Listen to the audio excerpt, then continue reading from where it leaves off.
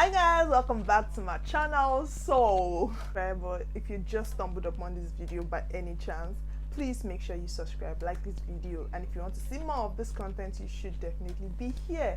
My name is Ayoola and I am a vlogger from Abuja, Nigeria. If you are not subscribers, thank you for coming back. So today I'll be giving a review on this series. It's a YouTube video that I watched, Blue Therapy or Blue. So it's about couples going for therapy, couples that seemingly are okay going for therapy. Then you would like see major issues coming up, like if this is what relationship are. Joe, it's not easy. All of you in a relationship, huge thumbs up. So if it's something you would love to see, please make sure you stick around and continue to watch. Thank you.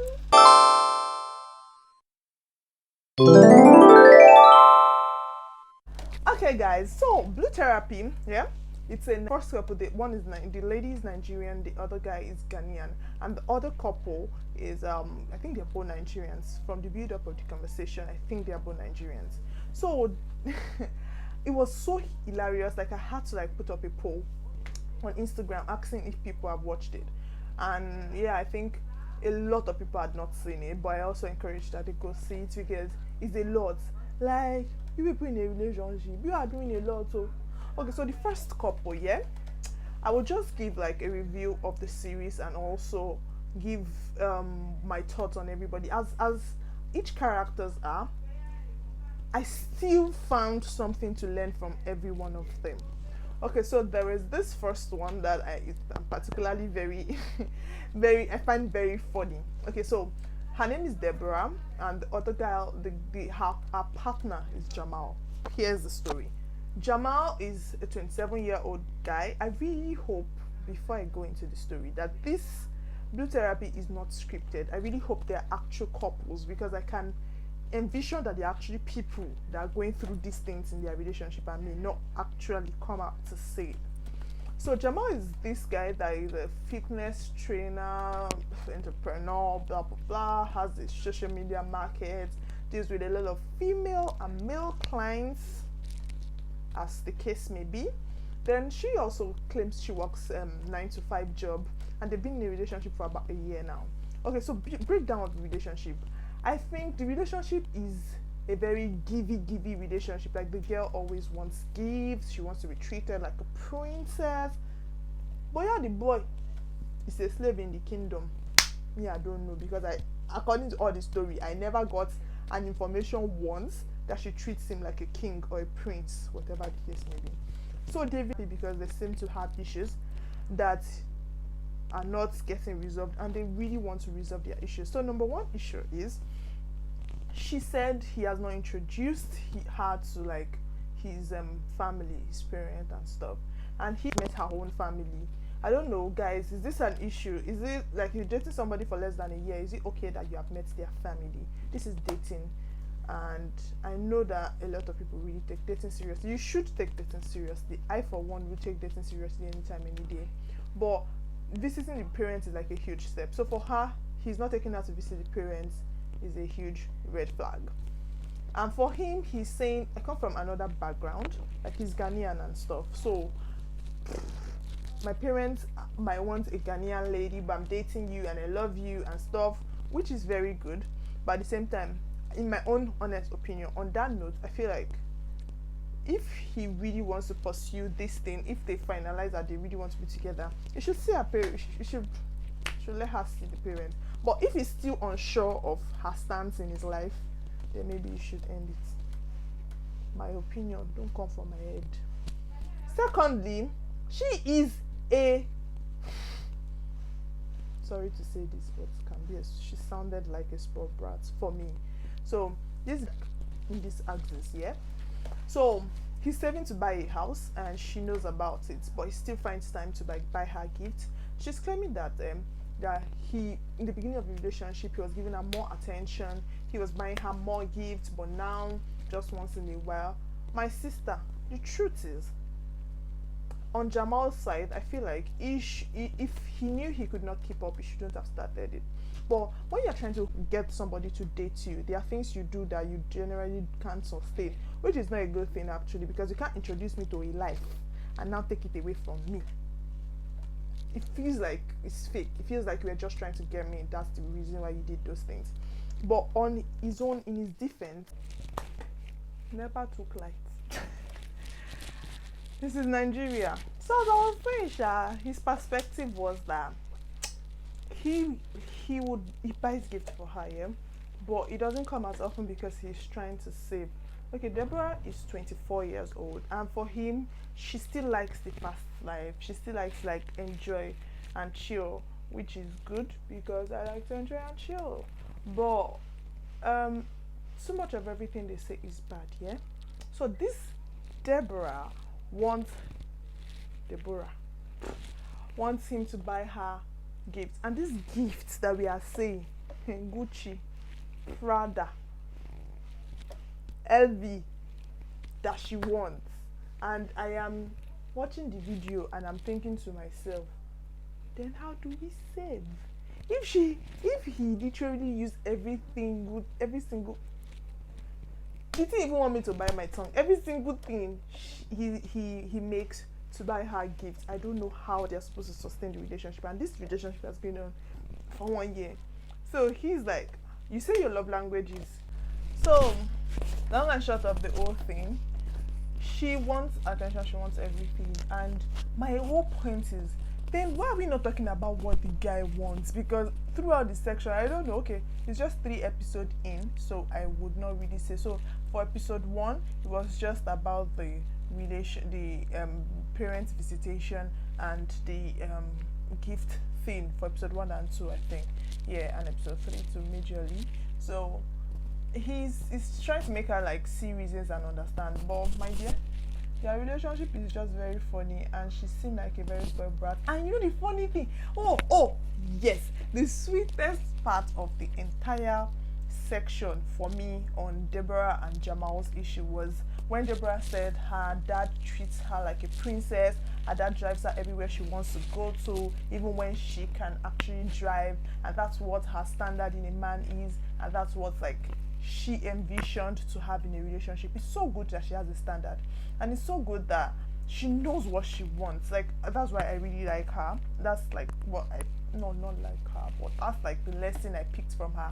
Like, she knows what she wants in a relationship and she's going for it. But my problem is, now you're dating somebody, you're not putting that person, you're not putting them into consideration in this your whole I know what I want thing. So didn't you even for once think that probably they also want some things from the person they are going to get to it?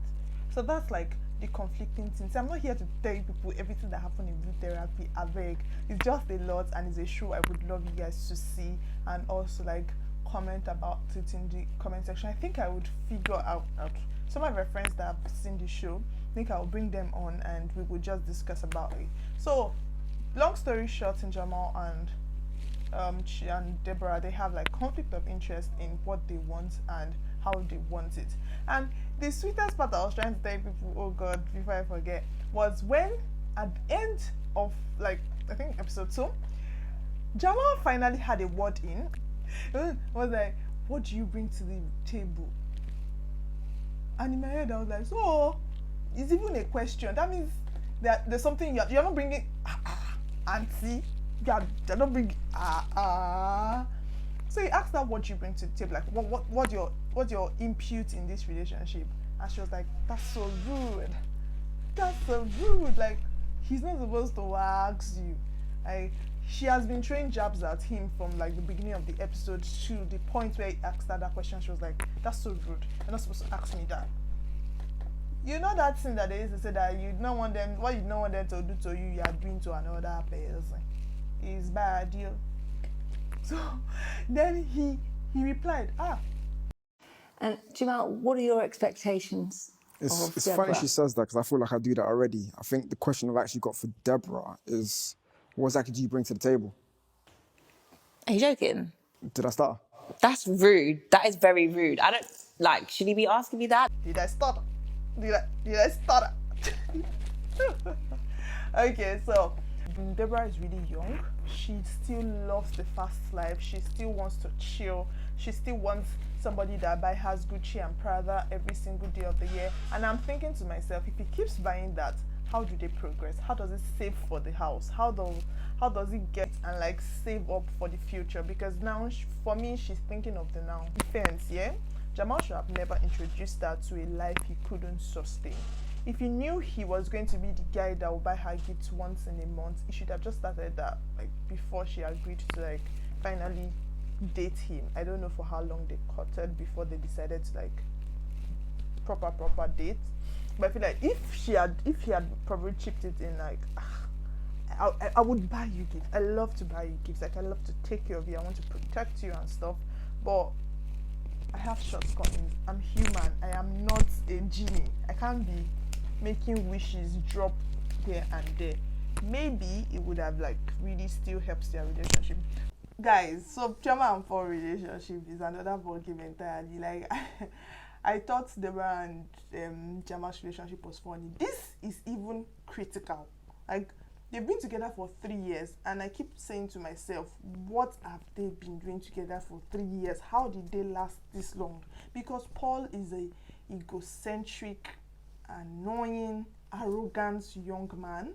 Like he's a poor, very poor listener. Like he doesn't hear Chioma. He's just there and be giving this very condescending look when she talks. Like the look on his face when she even talks is annoying, and he talks her down. I don't know, but he talks her down. Chioma is so beautiful. She's this beautiful, hardworking lady, and she's with this guy that she seemed to really love. But the way this thing is going, he could joke they are on the same page. In English, it doesn't look like they're on the same page. Okay, so there was this time the therapist asked them that what do you do together, and that's my point. The point is some people feel like relationship, maybe not only romantic relationship, is all about partnership. Partnership is beautiful, but please, this is not joint venture. We are not doing business study here. You can't be in a relationship with somebody and the only thing you can hold on to that you guys do together is talk about your finances. Finances is very important. Money is the bicycle of every ministry. But at the same time, relationship should be more than that. So Chioma is saying, I don't want a partner. I don't want a business partner. Like I'm not your business partner. My body no be wood. I want tender love and care. And it's something you used to do. So what changed? Like nigga, what changed, Paul? And Paul is dodgy. If you ask him one question, I'm just wondering he just goes about and say opposite of all the things they are talking about. Mr. Paul, sometimes it's just a simple yes I do this, no I don't do that, but he just goes round the clock and finds a way to push the whole issue back to the therapist. Like he doesn't want to even be there. It was Chioma that suggested therapy, obviously, but it seemed like Paul does not even want to be in that room with the therapist because it doesn't seem like they have any issue. Then the very amazing one, another issue that I had was the family issue. Like Chioma is saying, your sister doesn't like me.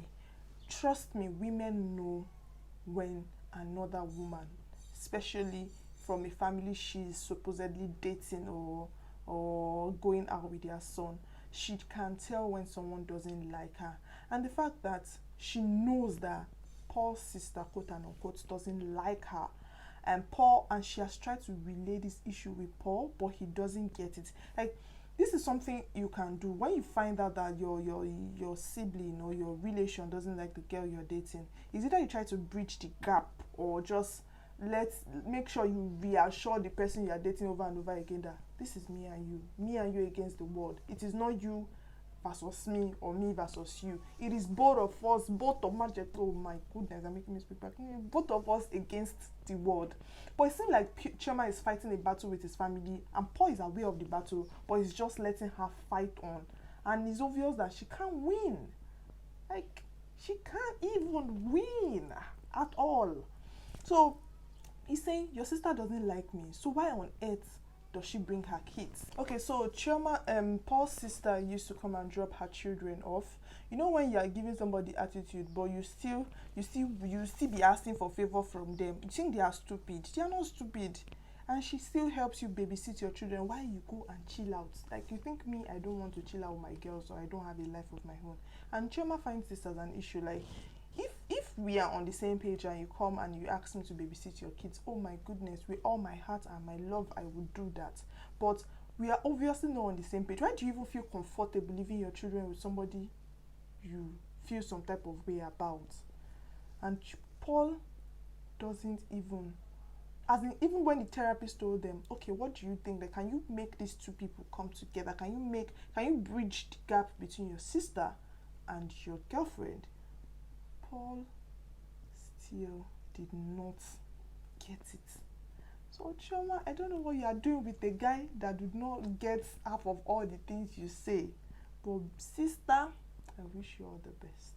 And I don't know where this relationship is heading to, but I hope you know that if you guys continue this way and don't sort out your issues, your egungun might later enter express. Yeah, masquerade will enter into the express and coffee jama.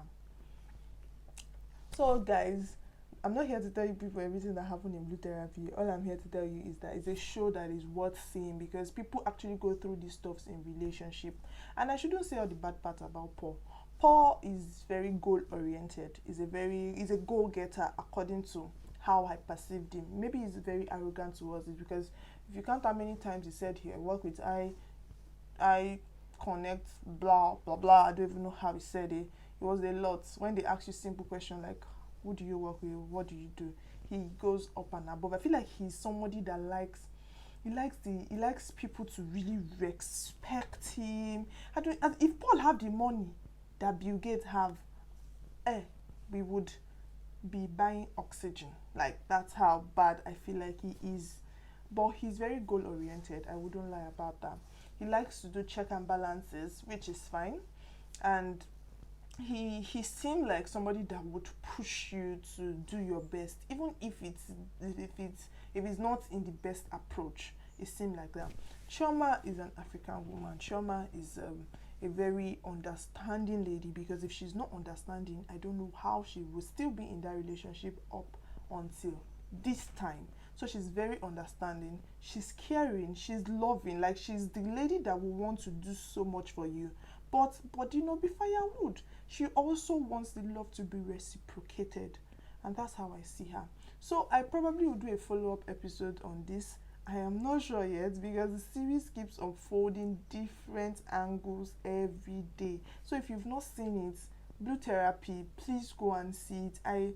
As I said earlier, I hope it's not scripted, but even if it is, seriously guys, these are issues that people actually go through in their relationship, and I feel like it's okay for people to talk about it, because I think not talking about it is actually the main problem. Not talking about it is the main issue that generates into bigger issues. So it's okay if it's even scripted, no problem. If they are actors, they did a fantastic job at the acting, and if they are not, well, that relationship has a lot to do. So for me, I feel like Jamal and Deborah's relationship, I feel like they're in this different headspace. They're in different headspace, and maybe Deborah would need a sugar daddy. But also, I feel like Jamal can be very dodgy with questions. I feel like he can do better, because if he explains to her better about some of his situations, maybe they wouldn't be going back and forth on their issues.